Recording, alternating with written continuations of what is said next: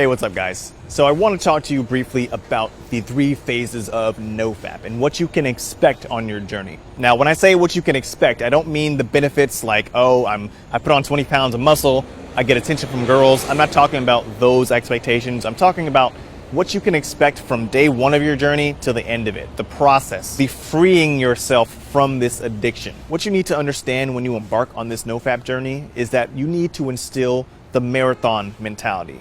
The marathon mentality that this is going to take a long time. You got to understand that my life right now is at 0 and getting to 100 is going to take hard work. The number 1 question that I get on my YouTube about NoFap is, how long is this going to take? Of course you're going to relapse over and over and over because you're in this mentality of, I want the short-term fix. I want to get this done as soon as possible. That is coming from someone who's focused only on NoFap and not focused on the whole spectrum of NoFap that's keeping them trapped in the addiction, their daily habits, their daily rituals, their behaviors, the mental pattern. So a person going in with anything less than a marathon mentality is going to be the one who's going to relapse over and over and who's not going to kick this habit. So that leads me to phase 1. Time. Now, a lot of you probably don't know this, but from the time I ever first started NoFap, like day zero, until the time I made my first ever YouTube video where I had gone 30 days, 34 days NoFap, it took me 1.5 to 2 years of trying NoFap. That is a long time. That is a time filled with relapses, with starting and stopping over and over again, with giving up, with being hard on myself. That took a lot of time for me to reach 30 days. Now, I'm not saying that it's going to be that way for you because nowadays there's more resources, more people speaking about it openly, and that kind of helps motivate you to go forward.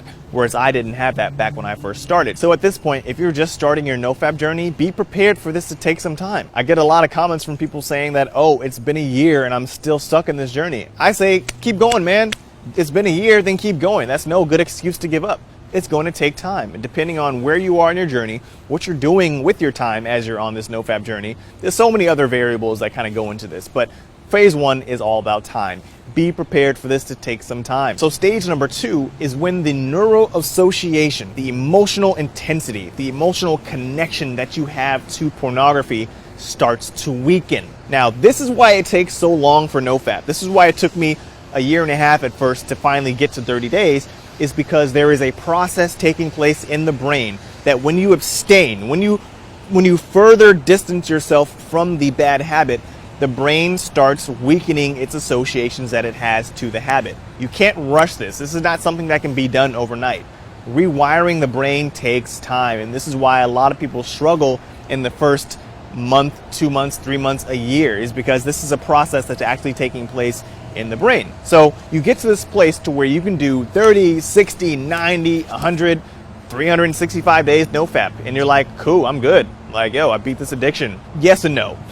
Okay, so the good part of this is that you have reached a point to where you can now consciously invest your time, your energy, and dedicate that to bettering yourself. Mentally, physically, spiritually, you reach this point in life where you feel that you are in control of your life, and you are. It's not a feeling, but it's a fact. The downside to this stage, the downside to phase 2, you reach this point to where you're like, you know what? I'm so in control of my life that I can control my habit of looking at pornography. I can look at it safely once a week. I've been there. I've talked about this in one of my videos.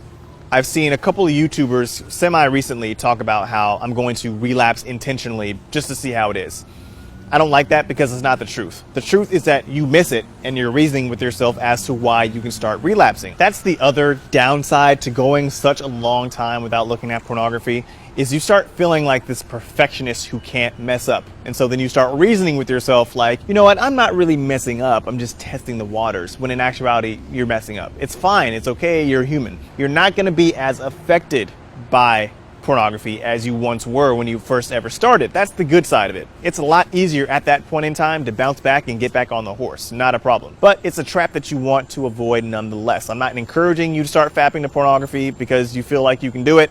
I'm saying you don't want to fall into that trap to where you start thinking you can do it and then you find yourself redeveloping an old habit. And so then that leads you to phase 3. What to do with my life now that I'm free. That's the beauty of it. When you get free from this whole addiction, you have a blank canvas in front of you every single day. You can paint whatever life you want to live for yourself, and you can actually do it without feeling the negative side effects that pornography has over your life. When you are addicted to pornography, there are so many things that you can't even feel that are holding you back in life.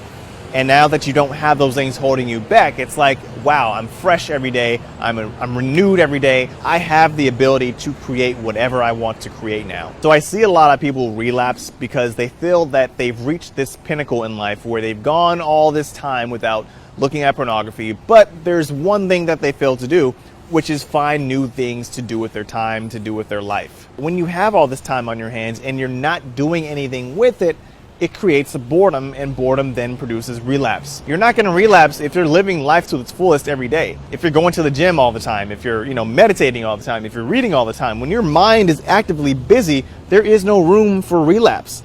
But when you sit there stagnant, not doing anything, there's no activity, no momentum in your life, you're welcoming another relapse. So I'll do no-fap videos occasionally when I feel that there's something useful to say, and when I feel that there's something that's not been oversaturated, talked about too much. I don't think I've heard anyone talk about, no-fap in this way. So anyways, thank you for watching. Talk to you soon. Peace.